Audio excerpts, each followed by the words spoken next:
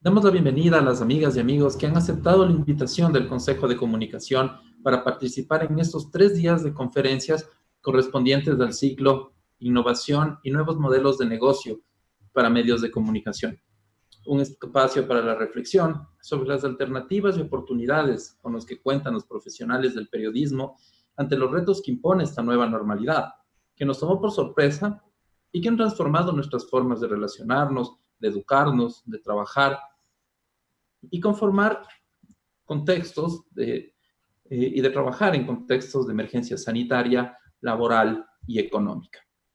En esta ocasión, y cerrando con broche de oro este ciclo de conferencias, tenemos el privilegio de contar con la participación del reconocido profesor Dr. José Luis Orihuela, docente de la Universidad de Navarra, un verdadero referente iberoamericano en esta materia, quien compartirá con nosotros los resultados de sus investigaciones y reflexiones con la ponencia titulada El periodismo en la postpandemia, 4 ideas para reinventarse profesionalmente. La metodología prevista para esta charla, en su calidad de conferencia magistral, consta de 2 etapas. La primera, en la que contaremos con la intervención del profesor Orihuela, y en el segundo momento se abrirá un espacio para que las personas que nos acompañan en vivo a través de la señal de Facebook Live del Consejo de Comunicación formulen sus inquietudes y preguntas a nuestro invitado de honor. Después de lo cual, daremos por clausurado el ciclo Innovación y Nuevos Modelos de Negocios para los medios de comunicación.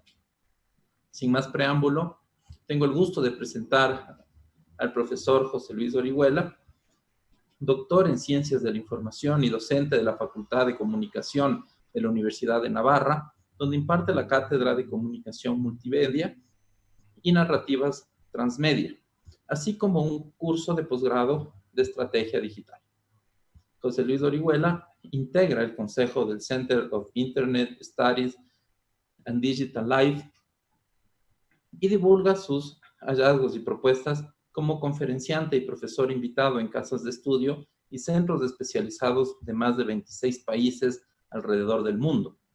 Adicionalmente, es autor de obras de especial impacto, como Los medios después de Internet, publicada en el 2015, Mundo Twitter y 80 claves sobre el futuro del periodismo, del 2011, y La revolución de los blogs en 2006.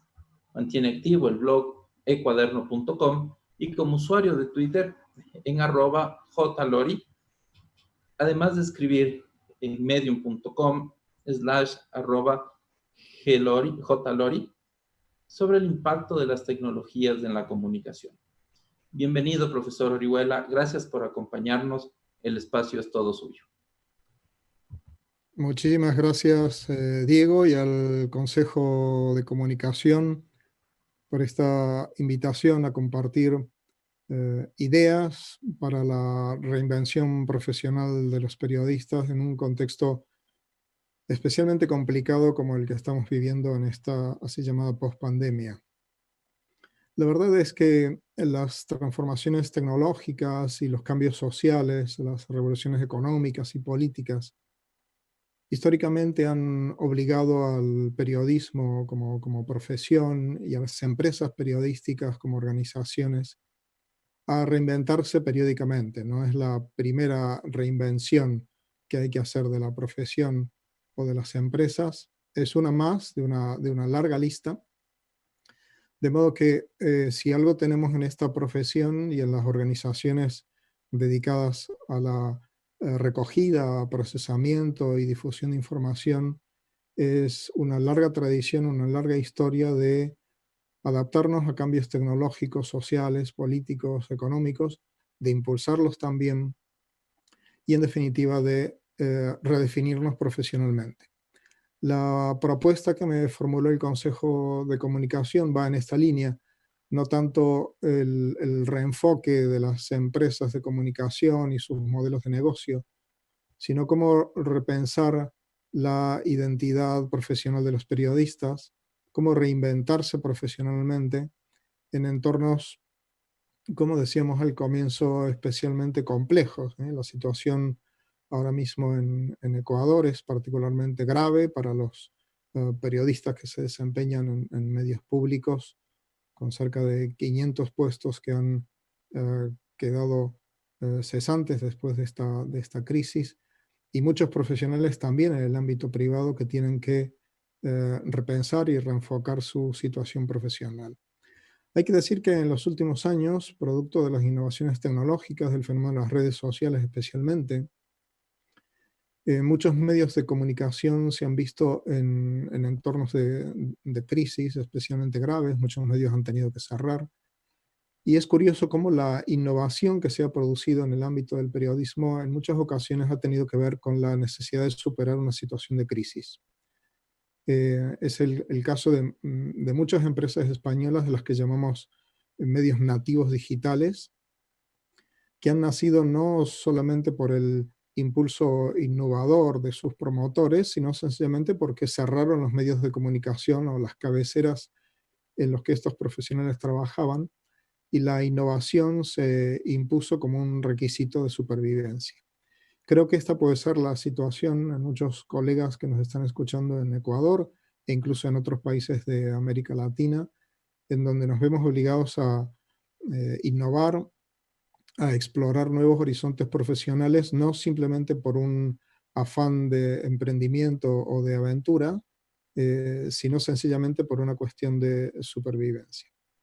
Bueno, yo lo que he planteado para esta noche son básicamente 4 ideas que les voy a enunciar ahora mismo por si la comunicación se cortara en algún momento, por lo menos para que tengan las 4 ideas básicas que voy a ir desarrollando. Estas 4 ideas para reinventarse profesionalmente para los periodistas en esta situación de pospandemia. La primera propuesta es cultivar la marca personal, entendiendo que una marca personal visible, memorable, prestigiosa, es un gran generador de oportunidades y es un escudo protector en situaciones de crisis como la que estamos viviendo. La segunda idea tiene que ver con la necesidad de profundizar nuestra formación académica, la necesidad de adquirir nuevas destrezas y de ampliar horizontes profesionales. La tercera tiene que ver con la necesidad de aportar valor a las redes en las que estamos. Hay demasiada opinión sin fundamento, hay mucho discurso autobiográfico, hay poco análisis y poca información especializada, y de lo que se trata es de aportar valor en las redes, y este es un reto bastante importante. La cuarta idea tiene que ver con aprovechar los contextos de trabajo remoto, la conectividad o lo que llamamos ahora mismo la hiperconectividad, para asociarse con otros colegas y desarrollar proyectos conjuntos. Es la necesidad y la oportunidad de aprender a colaborar. Sobre estas 4 ideas voy a trabajar en los próximos minutos, esperando a que posteriormente podamos tener ocasión de conversar, de debatir y de tratar otros temas que la audiencia tenga interés en plantear. Bueno, cultivar una marca personal visible, memorable, consistente, prestigiosa, es ahora mismo una exigencia básica en cualquier profesional de la comunicación, no solamente del periodismo. La marca personal empieza en el ámbito digital en el que nos estamos moviendo, básicamente a través de lo que podríamos llamar la huella digital. La huella digital es esa identidad que vamos construyendo con lo que decimos acerca de nosotros, en nuestros perfiles biográficos, con lo que nosotros publicamos, con el contenido que compartimos, porque no hay que olvidar que en las redes eres lo que compartes. Entonces, un elemento muy importante de la construcción de la marca personal, de esa identidad o de esa huella digital, más allá de lo que decimos acerca de nosotros mismos, de cómo nos presentamos públicamente, tiene que ver con el tipo de contenido que regularmente publicamos, porque eso es lo que llamamos huella digital y es lo que va dejando un rastro que después es posible que los motores de búsqueda consigan localizar. Entonces, la primera recomendación sería cuidar nuestra huella digital, revisarla, monitorizarla periódicamente, eh, ser muy conscientes de lo que ocurre con un buscador muy popular, como puede ser el caso de Google o de Bing, cuando buscamos nuestro nombre y nuestro apellido entrecomillados. Cuáles son los sitios, las noticias, las referencias que aparecen en primer lugar. Y aunque eso no lo podemos borrar o eliminar, sabemos que podemos colocar contenidos más relevantes por encima de los que hayan quedado desactualizados, mejorando la calidad de nuestros perfiles, creando perfiles nuevos en redes sociales que estén bien posicionadas y cuidando ese aspecto de la identidad que tiene que ver con la marca personal, que es nuestro nombre y nuestro apellido, asociado a la URL del sitio web o al dominio o al username de la red social que estemos utilizando. Conviene revisar periódicamente y sobre todo actualizar los perfiles públicos. Evidentemente todos utilizamos redes sociales también con fines personales o familiares, pero aquellas redes eh, que tengan esa finalidad de ser monitorizadas públicamente, perfiles que no están protegidos a través de contraseñas, etcétera, que estén actualizados con una fotografía reciente, con una biografía, donde tenemos una o dos frases para definirnos profesionalmente, que esté construida desde el punto de vista de los usuarios. Es decir, normalmente tendemos a construir las biografías con aquellas cosas que nos gustan o nos apasionan, pero tenemos que pensar en la biografía desde el punto de vista de alguien que estuviera buscando en la red un profesional que tenga el perfil que tenemos cada uno de nosotros. ¿Qué palabras clave usaría en una búsqueda un usuario de Internet en Ecuador que esté buscando un profesional que tenga tu perfil? Entonces, esas son las palabras clave, las keywords, que están pensadas desde el punto de vista del usuario. Y tenemos que actualizar nuestros perfiles pensando, como les digo, más en los usuarios que en uno mismo. Y entre esos perfiles profesionales, donde puede estar LinkedIn, donde puede estar Facebook, donde puede estar Twitter, Instagram, Flickr, etc., evidentemente hay que prestar especial atención a LinkedIn, que es la red social especializada o vertical específicamente en el ámbito profesional. Una buena biografía, contenidos actualizados, nuestra formación actualizada, los puestos de trabajo que hemos desempeñado y, como saben, desde hace bastante tiempo se puede también compartir contenido editorial, digamos así, en LinkedIn, en algo parecido a lo que podría ser la entrada en un blog. La marca personal tiene básicamente tres ejes sobre los que se construye. Una es lo que decimos acerca de nosotros mismos, cómo nos presentamos, cómo nos describimos. A esto lo podríamos llamar identidad. Lo hacen también las empresas. En todos los sitios web corporativos hay un apartado en el sitio web que pone nosotros o nuestra historia, nuestra misión, donde las empresas se definen o las organizaciones se definen a sí mismas. Hay otro vector de la identidad o de la marca personal que es la visibilidad. No es ya lo que decimos acerca de nosotros mismos o cómo nos presentamos, sino qué es lo que sabe Google de nosotros. ¿Qué es lo que sabe Google cuando alguien abre comillas, pone tu nombre y tus apellidos y cierra comillas? ¿Qué es lo que se encuentra, tanto en resultados web como en imágenes? A este segundo vector de la marca personal le vamos a llamar visibilidad. Y hay un tercero que es muy importante porque es la razón por la cual los otros dos son relevantes, que es la percepción que tienen los demás usuarios de la red acerca de nuestra identidad. Esto es lo que podríamos llamar la reputación. ¿Qué es lo que los demás usuarios de la red piensan acerca de nosotros? ¿Cómo nos definen? ¿Cómo nos clasifican? Fijaros que las listas, por ejemplo, en las que nos vemos incluidos en Twitter son una forma de clasificación organizada por terceros. Fijaros también que las destrezas, las skills con los que nuestros colegas nos etiquetan en LinkedIn son también una forma de construcción de reputación basada en el juicio que los terceros tienen acerca de nosotros. Y estos tres ejes, evidentemente, hay que cuidarlos y hay que trabajarlos. No es solamente lo que decimos, es también lo que publicamos, es lo que Google encuentra de nosotros y es lo que los demás dicen y perciben en términos de reputación. La segunda idea tiene que ver con si se trata de reinventarse profesionalmente, hay un reto ineludible que es profundizar nuestra formación académica, adquirir nuevas destrezas a las que hasta ahora nos resistíamos. Esta es una experiencia, me parece que absolutamente generalizada durante esta pandemia, que muchos de los usuarios que se resistían al, al trabajo o al aprendizaje o a la enseñanza basada en soportes informáticos, a la enseñanza online, al trabajo remoto, etcétera, han tenido que adaptarse prácticamente de una semana para otra a una tecnología y unas destrezas comunicativas nuevas. Entonces hay que estar dispuesto a adquirir nuevas destrezas y también a ampliar los horizontes profesionales. Me parece que ayer mismo mi colega Albertina Navas comentaba en este ciclo la importancia de que los periodistas no piensen en su futuro profesional solamente en términos de medios de comunicación de masas, que hay muchas salidas profesionales que tienen que ver no necesariamente estrictamente con el periodismo, pero sí con la gestión de información, con el análisis de información, con la gestión de comunicación para organizaciones, para empresas y para instituciones, en esos nuevos roles de community managers, de editores de redes sociales, de generadores de contenido para marcas, etcétera.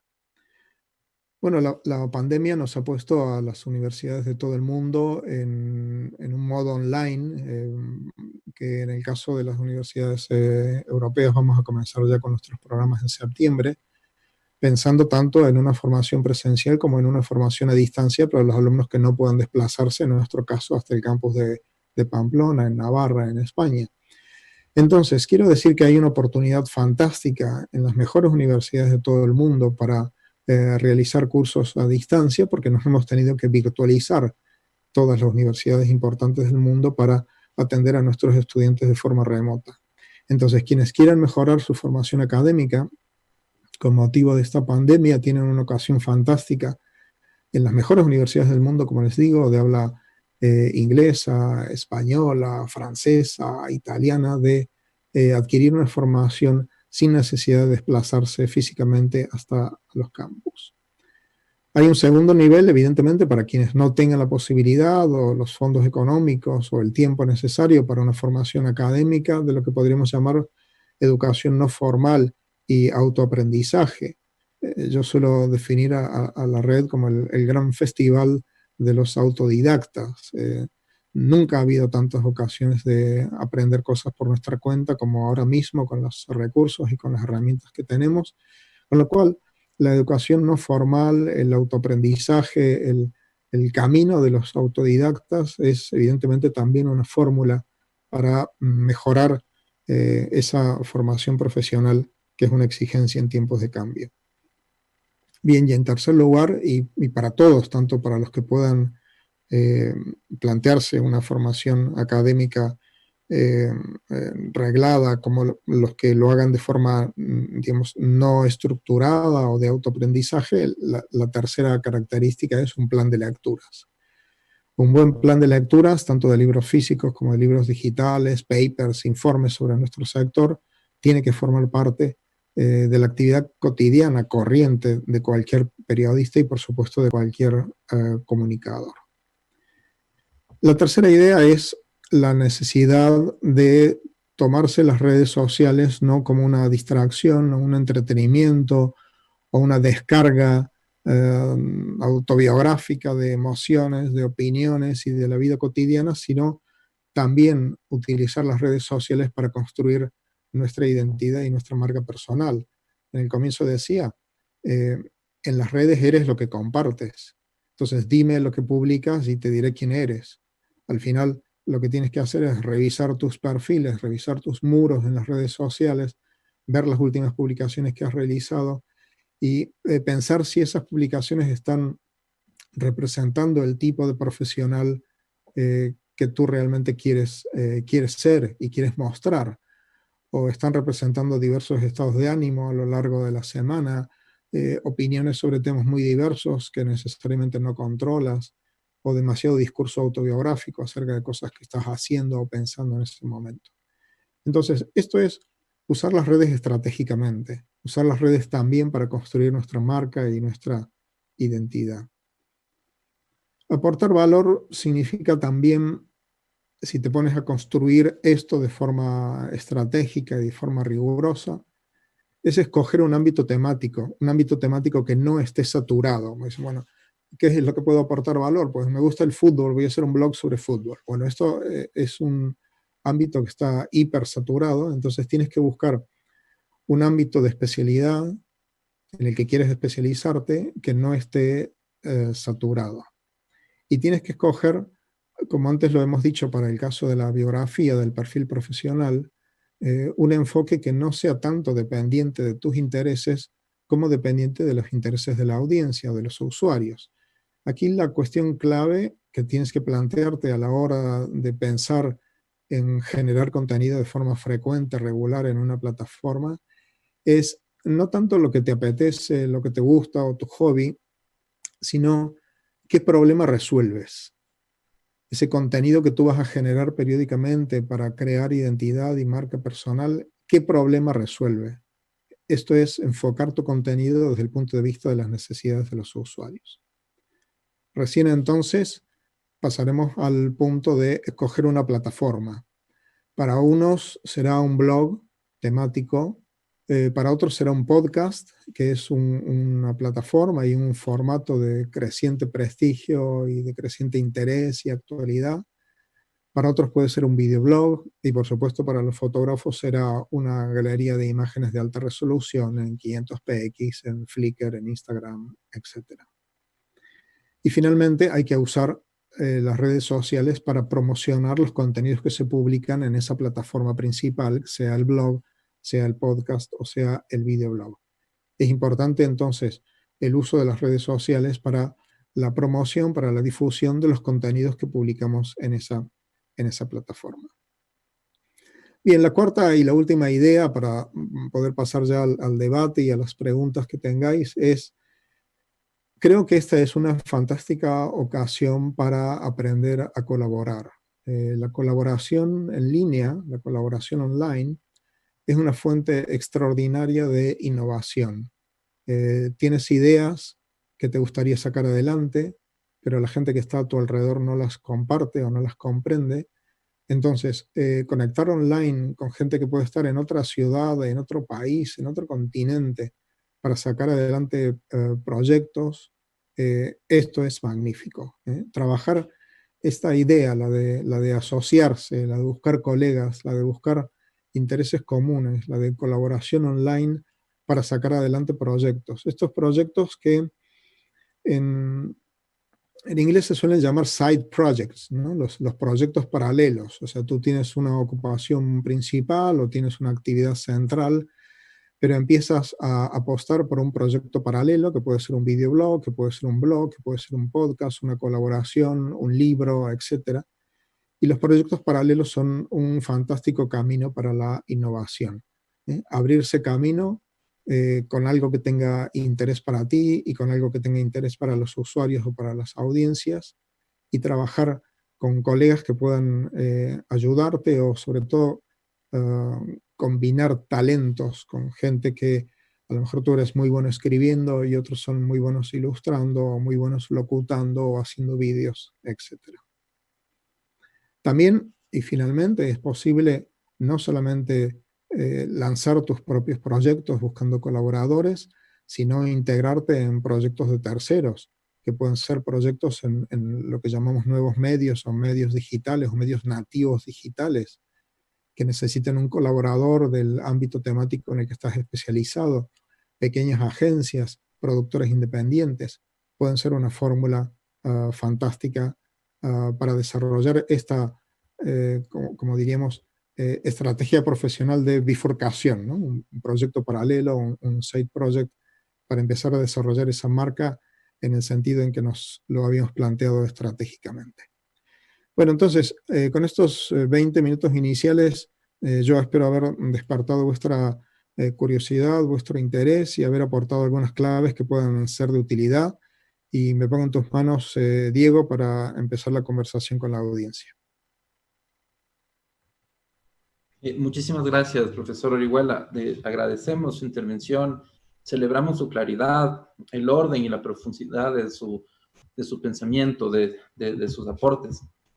El profesor Orihuela nos ha hablado en 4 ejes determinantes, creo que interrelacionados, interdependientes unos con otros, y empezó, digamos, haciendo una reflexión sobre que no es la primera vez que el periodismo se ve en la obligación, se ve en la necesidad de reinventarse, de levantar, de cambiar una identidad profesional en contextos que no son precisamente los más favorables o quizá no es en los que uno esperaría desarrollarse.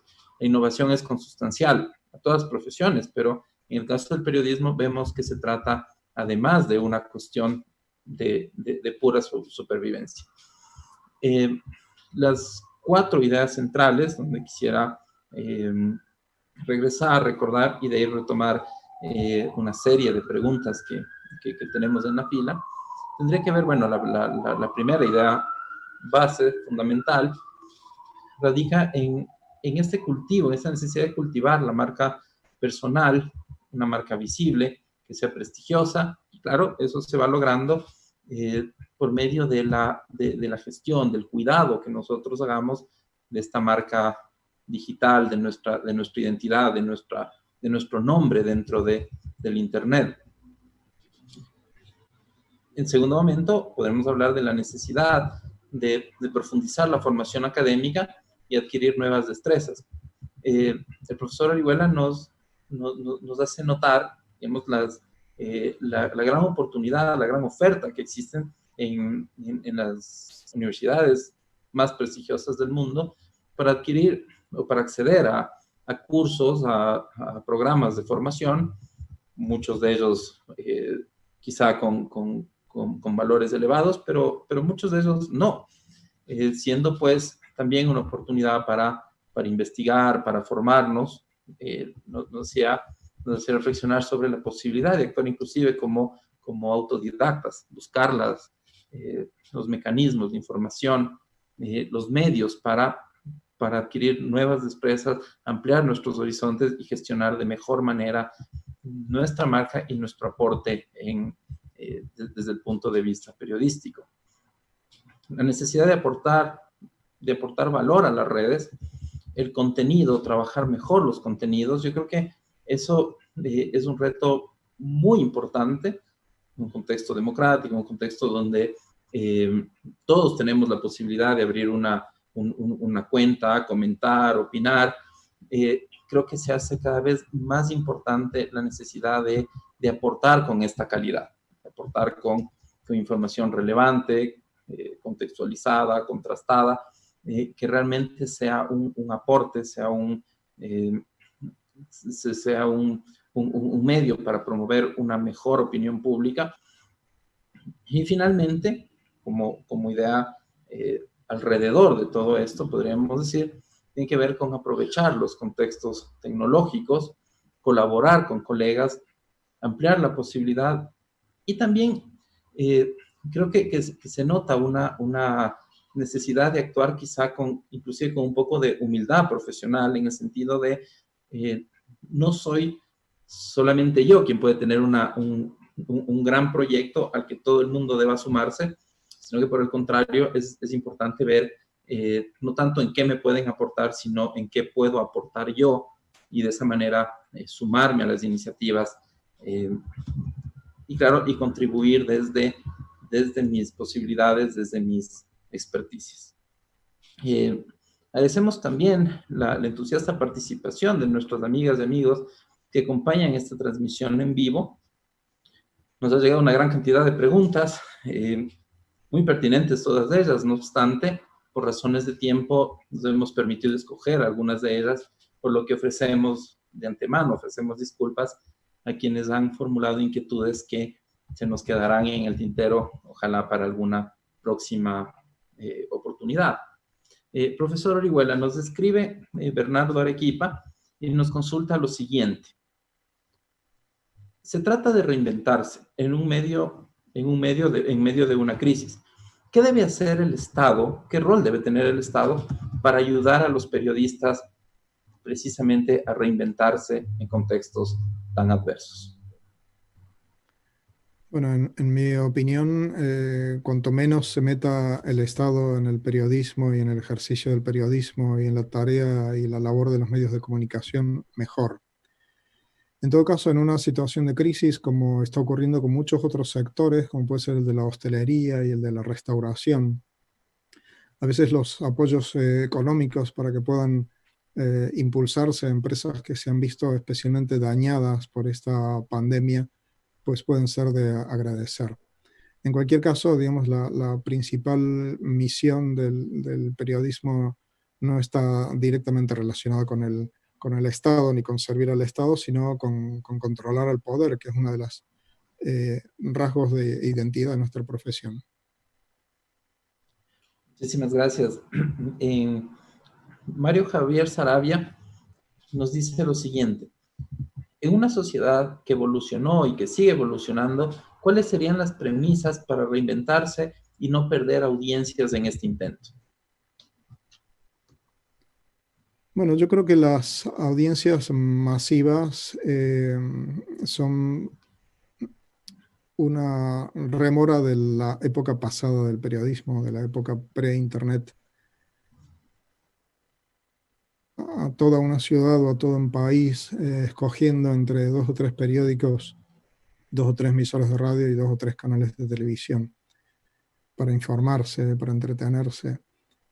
Internet rompió ese esquema de comunicación, fragmentó a los medios de comunicación de una forma extraordinaria, los convirtió a todos, de hecho, incluso los medios locales y regionales, en internacionales, porque todos los medios podían ser accedidos a través de una plataforma universal.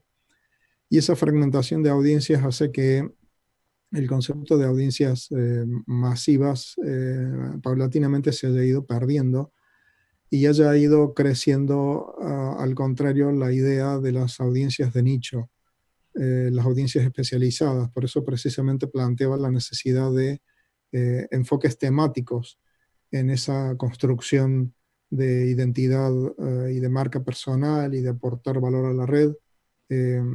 No intentar cubrirlo todo y hacerlo todo, como era la premisa de los medios de comunicación de masas, sino especializarse en un sector incluso que puede parecer aparentemente pequeño, como pueden ser pues, desde la industria del armamento a los jugadores de golf o a la industria eh, biofarm, que puede ser el cambio climático, o que pueden ser regiones especiales del globo que necesitan especial atención, países, la crisis humanitaria, las inmigraciones, el hambre, la pobreza, el armamento, el blanqueo de dinero, etcétera.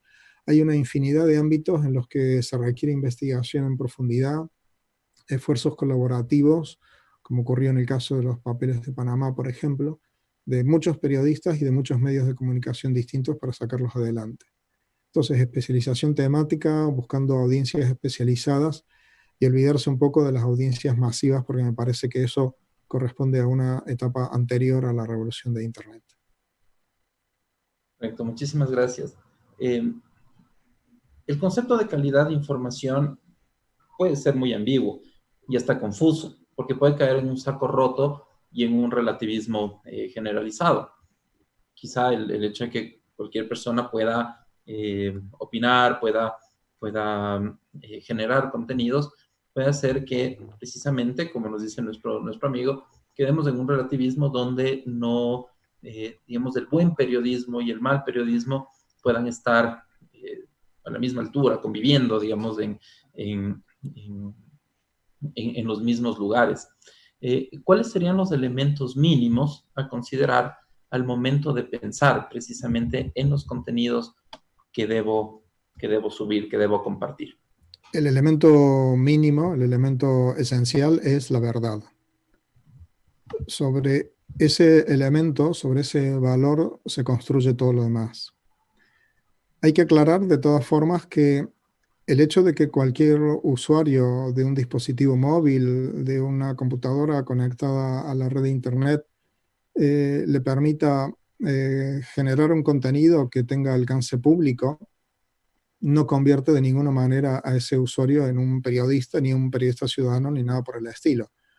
Lo que tenemos, que es muy valioso, por cierto, es la generación de contenido por parte de los usuarios.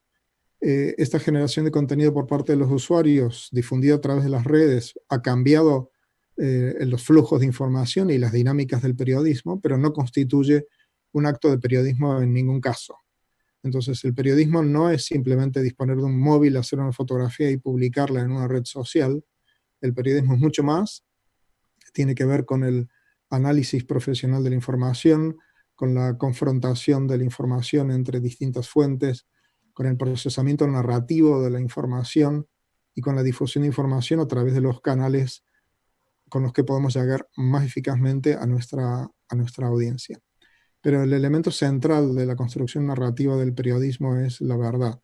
Y es precisamente el elemento que más amenazado se ve en situaciones de crisis, en situaciones de guerra o en situaciones como la actual de pandemia, con muchos intereses enfocados en la manipulación informativa, tanto desde el punto de vista gubernamental como desde el punto de vista de usuarios ociosos o de intereses ocultos. El fenómeno de las fake news durante la pandemia ha sido realmente muy notable.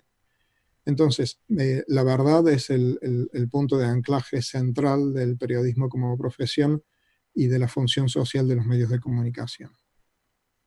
Profesor, quisiera abusar de su generosidad y, y quizá pedirle que desarrolle un poco ese tema de la función social que debe tener un medio de comunicación, un periodista. Nosotros en el Consejo de Comunicación hemos tenido también una serie de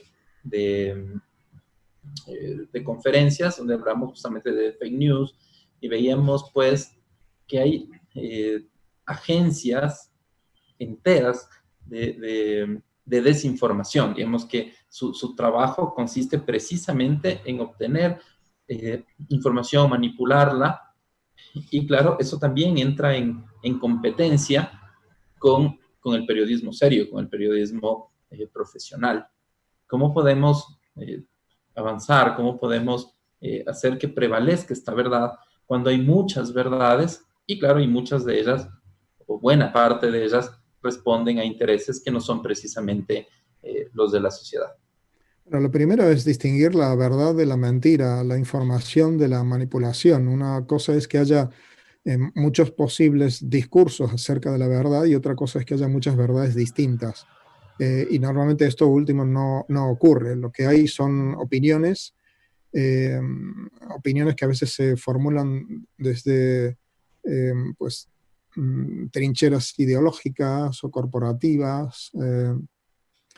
Entonces, el elemento central tiene que ver con la excelencia, es decir, bueno, cómo competir contra esa información manipulada, contra esas patologías de la información, entre las cuales están las fake news, pero es mucho más amplio y más complejo el fenómeno, pues con la excelencia, ¿no? Con la excelencia de nuestro trabajo como periodistas y con la excelencia y el rigor de los medios de comunicación, investigando, confrontando, resistiendo las presiones del poder y buscando por sobre todas las cosas no acomodarse a un interés económico e ideológico, sino encontrar y difundir la verdad, que esa es la misión social de los medios de comunicación.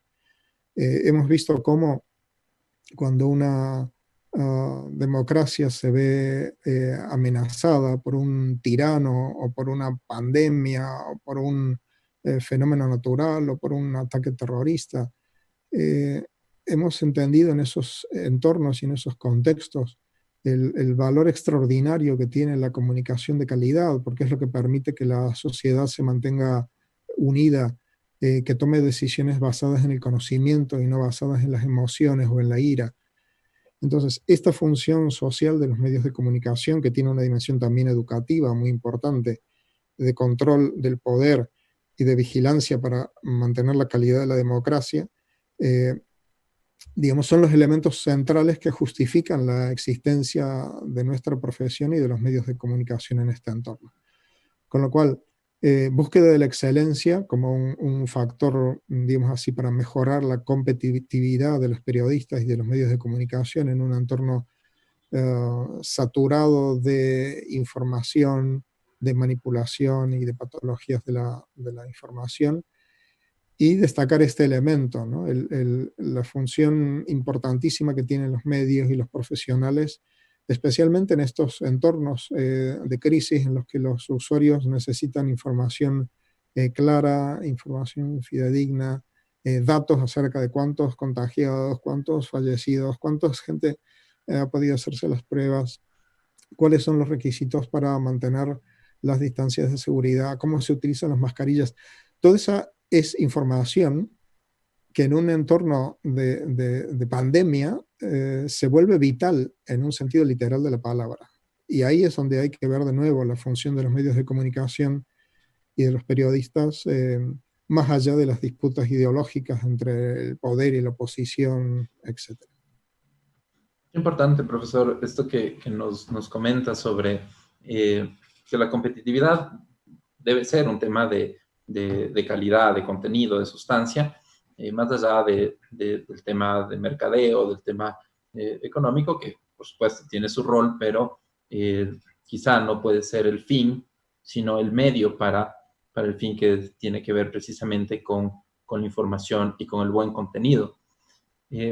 André nos pregunta lo siguiente, nos dice, la marca profesional no es suficiente porque puede ser razón de que no permitan a un periodista trabajar en ciertos medios, como los pequeños medios virtuales, cómo los medios pequeños virtuales pueden enfrentar a un medio más grande en su posicionamiento.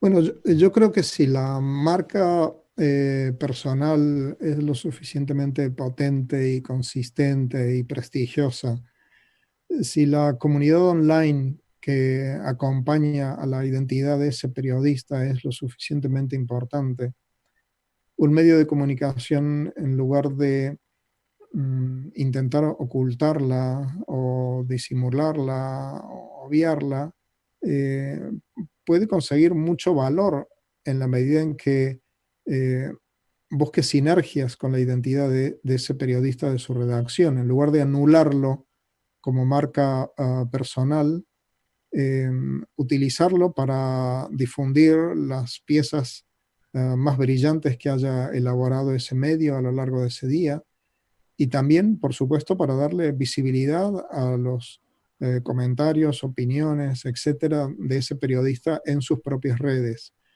Entonces, es absurdo que un medio intente competir con las marcas profesionales o personales de sus periodistas. Lo que tiene que hacer es aprovecharlos, trabajar esta sinergia. El medio va a ser más visible y va a tener mejor reputación en la medida en que sus propios periodistas, además de los lectores, usuarios, etcétera, de ese medio, difundan en sus perfiles profesionales esos contenidos, y a su vez el apoyo que esa organización, que esa marca o esa cabecera mediática pueda darle a las identidades profesionales de sus propios periodistas también redunda en beneficio mutuo. Entonces, más que como competencia, yo creo que hay que plantearlo como sinergia. Sabéis que ya desde hace bastantes años hay medios de comunicación que en los contratos que establecen con los periodistas que contratan, se estipula una cantidad de tweets o de mensajes en redes sociales diarios en las cuentas personales de esos periodistas, porque precisamente en algunos casos pueden llegar a tener comunidades más importantes cuantitativamente que la del propio medio de comunicación. Sí, efectivamente, aquí tenemos una pregunta que me parece muy importante.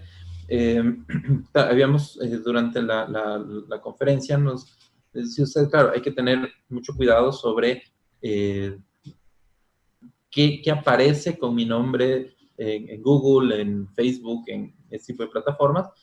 Y es que realmente se ha convertido en una cierta, bueno, no en un monopolio en realidad, que lo vemos mucho también, por ejemplo, en el ámbito académico, cuando uno quiere colocar sus papers, qué sé yo, en Scopus, en alguna indexadora grande, y hasta le piden al autor que inclusive pague para que su publicación pueda entrar a ser considerada. En ese contexto, Caro Torres nos dice, ¿cómo enfrentar al gran dominio que tiene Google y Facebook en los modelos publicitarios, donde además estamos sujetos como medios algorítmicos.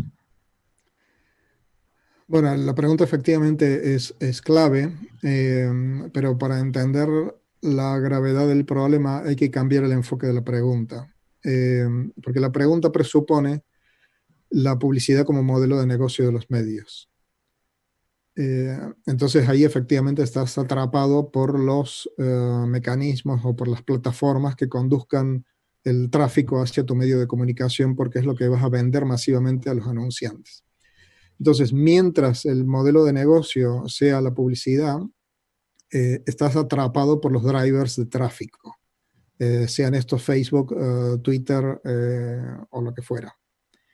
Entonces, para enfocar correctamente el problema, hay que pensar en modos de financiar el contenido de calidad que no dependan única y exclusivamente de la publicidad. Entonces, avanzamos hacia modelos de suscripción, hacia modelos de pago por uso de contenido, hacia modelos de muros porosos, como le llamamos en España, donde hay una parte del contenido al que puedes acceder de forma gratuita, pero a partir de un número determinado de artículos por mes tienes que pasar a un modelo de pago, que puede ser por artículo, por mes, por semestre o por año. Entonces, hay que buscar fórmulas o modelos de negocio o fórmulas económicas que permitan hacer al mismo tiempo sustentable al periodismo como profesión, como industria, como empresas, y sostenible también a la calidad de la información, que no dependamos de el fenómeno del clickbait, ¿no? Un famoso jugador de fútbol deja a su novia y tienes que hacer clic para ver de qué se trata la información. Ese es un estilo de redacción que se ha popularizado en las redes sociales y en los entornos que lo que están buscando es atrapar clics para poder vender esos clics a los anunciantes. Entonces, ahí el problema más que Google o Facebook es realmente el modelo de negocio basado en la publicidad. Sí, ¿cómo tomamos esas herramientas en favor también? Han aparecido, profesor, algunas de estos influencers, gente que tiene muchos seguidores, que su opinión puede ser divulgada de manera muy generalizada. Y en ese sentido va la pregunta de Lore Guerrero digamos que se la formula usted, y lo dice literalmente así. ¿El influencer es un nuevo periodista exitoso? No. No, claramente no. Es Categóricamente decir, no. hemos dicho antes que el hecho de tener una cuenta en una red social, tener muchos o pocos seguidores, o tener una visibilidad pública en YouTube, etcétera, no convierte a nadie en periodista. Te puede convertir en famoso. Eres en cualquier caso un usuario que comparte con mayor o menor éxito su contenido con una audiencia, pero eso no te convierte en periodista de la misma forma que disponer de una máquina de escribir en sus tiempos, una Olivetti Lettera, por ejemplo, como la que yo tenía cuando era estudiante, no te convierte en novelista, ni en periodista tampoco. Es un instrumento con el que eventualmente puedes crear arte, puedes crear ficción, ensayo o periodismo, pero el acceso a la máquina no te convierte en un profesional. En este caso es exactamente lo mismo. El acceso a plataformas masivas de difusión de contenido textual, de contenido de audio, de contenido de vídeo, no te convierte en periodista. En todo caso, puedes ser una persona popular, incluso seguida por los periodistas y citada y entrevistada perfectamente, pero no eres en ningún caso un periodista. Bien, un influencer tiene que ver con, por una parte, un ámbito de conocimiento, es decir, la influencia al final es un tipo de autoridad. Y la autoridad es una relación que se establece entre un ámbito de conocimiento, como puede ser la gastronomía o la moda o las construcciones sostenibles, un portador de esa autoridad, que es lo que podríamos llamar el influencer, y una comunidad que es la que le reconoce autoridad a ese influencer sobre ese ámbito. Eso es normalmente una relación de autoridad que hasta la llegada de Internet y de digamos, de los medios personales, era un ámbito bastante específico de la crítica. Es decir, los influencers, antes de la revolución de Internet, eran los críticos. El crítico literario era un influencer para la lectura de libros, el crítico cinematográfico, un influencer sobre la industria del entretenimiento, el crítico gastronómico sobre los mejores restaurantes de la ciudad, el crítico de hotelería establecía en guías el puntaje de los mejores hoteles, etc. Entonces, la influencia hasta la llegada de Internet estaba dominada en el ámbito de los medios de comunicación de masas a través de la función de la crítica, de los críticos profesionales. Hoy los críticos profesionales enfrentan la competencia de estos críticos emergentes, ¿no? Lo que alguna vez se llamó la venganza de los amateurs. Es decir, usuarios que sin tener una formación profesional en el ámbito específico del que están opinando, del que están hablando, han conseguido tener a su alrededor una audiencia importante, publican un contenido en un lenguaje y con una narrativa que sintoniza muy bien con esa audiencia y empiezan a tener a su alrededor comunidades que, como he dicho hace un momento, en algunos casos pueden ser más importantes que las de un medio de comunicación de masas. Frente al fenómeno de los influencers, lo que hay que hacer es, por una parte, no mitificarlo. Hay mucha mitificación, como en todos los fenómenos nuevos que van ido surgiendo de la mano de Internet. Hoy leía, por ejemplo, un mensaje muy interesante que decía que un influencer es alguien que intenta comer una pizza gratis a cambio de un post. Mientras que un influyente es alguien que consigue que un montón de gente vaya a ese sitio pagando a comprar su propia pizza. Entonces, esto puede también establecer algunas escalas para disminuir este fenómeno mitológico que estamos construyendo en torno a los influencers.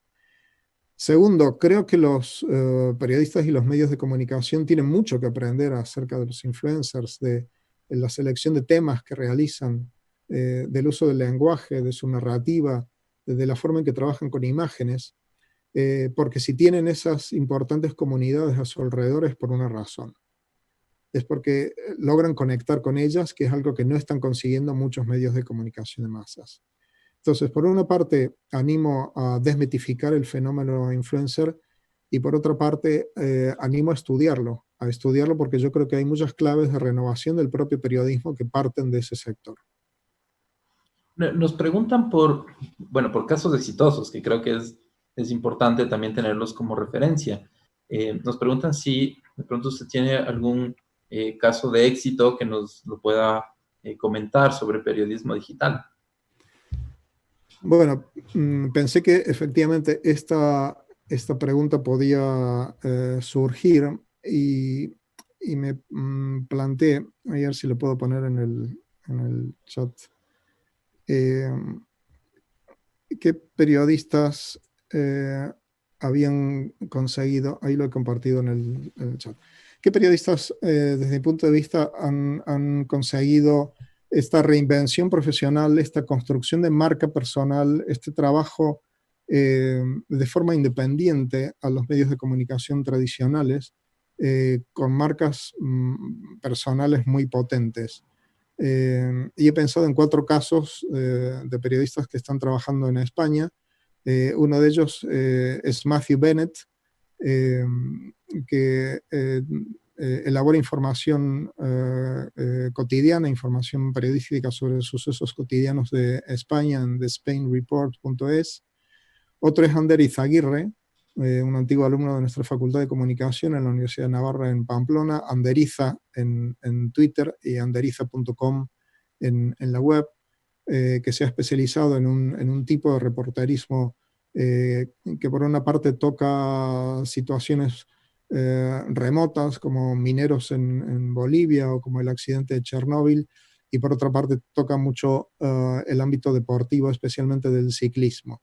Jonan Basterra, Pixel Jonan, también un antiguo alumno, pixelydixel.com, que se ha hecho muy popular en España por haber tuiteado en tiempo real su propia cuarentena y su propio tratamiento contra el coronavirus.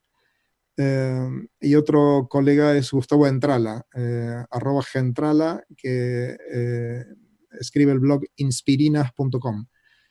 Los he pensado a los cuatro como ejemplos fantásticos de, por una parte, profesionales que provienen desde el punto de vista de su formación y de sus primeras experiencias del mundo específicamente del periodismo, no del marketing o del mundo de la comunicación audiovisual o de la ficción. Segundo, profesionales que han conseguido construir una marca personal, como decía al comienzo de mi intervención, muy potente, muy prestigiosa, muy visible, que se han definido, que se han construido esas marcas a partir del contenido que comparten en la red, y los cuatro han conseguido o están consiguiendo, o bien publicando libros o como consultores o con la suscripción a sus propios medios digitales, la sostenibilidad económica. Y justamente en función de esta sostenibilidad económica, que siempre será un reto para el periodismo, viene la siguiente inquietud. Bueno, ayer Albertina Navas, con quien tuvimos el privilegio de compartir, eh, compartía que es importante ver al periodismo como un negocio para poder crear su sostenibilidad. ¿Cree usted que esto no sería mercantilizar el periodismo? Bueno, lo que planteó Albertina ayer tiene mucho sentido. No es única y exclusivamente ver al periodismo como un negocio. Lo que ella planteó fue la necesidad que tienen los periodistas desde su formación en las facultades de comunicación de entender la dimensión empresarial o económica de las organizaciones en las que trabajan. Porque como ella bien planteó ayer, muchas veces el periodismo ha funcionado al margen del conocimiento de cuánto cuesta a una organización, por ejemplo, en el caso de un corresponsal de guerra, ¿no? O sea, cuánto le cuesta a una organización enviar a un país extranjero, a un periodista, sostenerlo durante mucho tiempo en un hotel, sus comidas, su transporte, la logística de comunicaciones, su seguridad, etcétera. El periodista lo que quería era hacer y contar una guerra, pero ni le interesaba ni le preocupaba saber cuánto le costaba al medio, ni siquiera cómo lo pagaba el medio de comunicación a eso, qué campañas de publicidad necesitaba o si necesitaba nuevos suscriptores, etc. Entonces, lo que se ha puesto de manifiesto, yo creo que en los últimos 10 años aproximadamente, es la necesidad de incorporar en la formación profesional de los periodistas la dimensión empresarial de la comunicación. No necesariamente que el periodismo sea un negocio, pero sí entender, porque hay mucho periodismo que se hace con finalidades no lucrativas, el periodismo de ONGs, por ejemplo, o el periodismo que está basado en fundaciones de carácter filantrópico, que se da mucho en Estados Unidos. Entonces, no se trata de esto, sino se trata de entender la dinámica empresarial de las organizaciones informativas.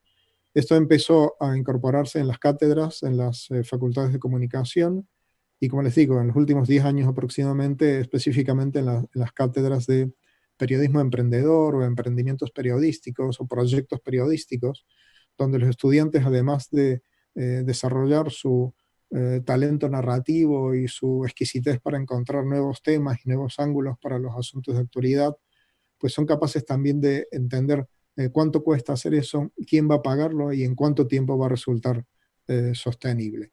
Y este me parece que es otro paso en la madurez, tanto de los profesionales como de las organizaciones informativas. Sí, efectivamente, hacer sostenible al medio, mantener el canal siempre será un reto que tiene que ir de la mano porque de no ser así, pues es una voz que callaría. ¿Cómo aporta la transmedia al desarrollo del periodismo de calidad? Bueno, el concepto de transmedia es un concepto relativamente reciente, eh, propuesto por Henry Jenkins a mediados de los 90 para definir una práctica que él empezó a identificar en la industria del entretenimiento en Hollywood. Empresas que a la hora de acometer grandes inversiones para realizar una película o una serie de televisión, mientras están debatiendo la viabilidad de ese proyecto, están pensando en canales complementarios para explotar comercialmente ese contenido. Entonces, el concepto de transmedia surge inicialmente como una estrategia de marketing para optimizar las inversiones que se realizan en la industria del entretenimiento. Ese es el nacimiento del concepto, pero la práctica es muy anterior a estos últimos 15 años, desde que la formuló Henry Jenkins. Yo suelo darle a mis estudiantes el ejemplo de Disney, ¿no? O sea, como Disney, eh, cuando empieza a construir en los 70 parques temáticos, empieza a desarrollar una estrategia que hoy llamaríamos transmedia, desde la creación de un universo narrativo que se expande y se complementa a través de distintas plataformas, como son las películas, como son los cómics, los libros, los videojuegos, las tiendas de merchandising, los parques temáticos, los hoteles, etc. Ese concepto de transmedia paulatinamente ha ido expandiéndose desde el ámbito de las industrias del entretenimiento hacia el ámbito del marketing, en las campañas de publicidad que podríamos llamar de 360 grados, y también, por supuesto, en el ámbito del periodismo, ¿no? Con piezas promovidas sea por una ente de radiodifusión, como puede ser el caso de las piezas elaboradas por el Laboratorio de Radio y Televisión Española, como puede ser una emisora de radio, los interactivos de cope.es, o como puede ser el caso de un periódico, los especiales llamados así multimedia en grandes periódicos, como puede ser el caso del New York Times, del Washington Post, del Mundo o del País, etc. Transmedia tiene que ver entonces con la expansión de un contenido, puede ser por ejemplo una investigación periodística, a través de distintas plataformas. Puede ser un podcast, puede ser una serie de televisión, puede ser una serie de artículos en digital, puede ser un libro en papel, que expanden y complementan entre esos medios la riqueza de ese contenido. Entonces, como estrategia para impulsar nuevos proyectos periodísticos, investigaciones en profundidad de grandes acontecimientos nacionales o locales o regionales, me parece extraordinario. Es una tarea de equipos, por definición se necesitan especialistas en lenguajes distintos, en el lenguaje gráfico, en la infografía, en el tratamiento del vídeo y del audio, exquisitez desde el punto de vista narrativo y fotográfico, y una gran implicación de las audiencias, ¿no? Uno de los elementos más recientes del fenómeno transmedia es la participación de las audiencias, de los usuarios en las redes sociales, en la expansión de ese contenido, que es lo que ocurre habitualmente, por ejemplo, con las conversaciones que tienen los fans en torno a las películas y a las series en las redes sociales. Bueno, nos que respondería ir cerrando, sin embargo, creo que esta pregunta es de mucha valía. ¿Considera que las mallas curriculares de estudios de comunicación y periodismo deben reenfocarse a la realidad imperativa de los ambientes digitales? Bueno, hace 30 años, si me hubieras preguntado esto, te diría sí, desde luego hay que hacer esto, ¿no? 30 años después es que si no lo has hecho, no sé cómo puedes estar enseñando periodismo si no te has proyectado en los ambientes digitales. Pensemos que un fenómeno como la web, que puede parecer algo como nuevos medios o medios recientes, eh, funciona desde el año 1993.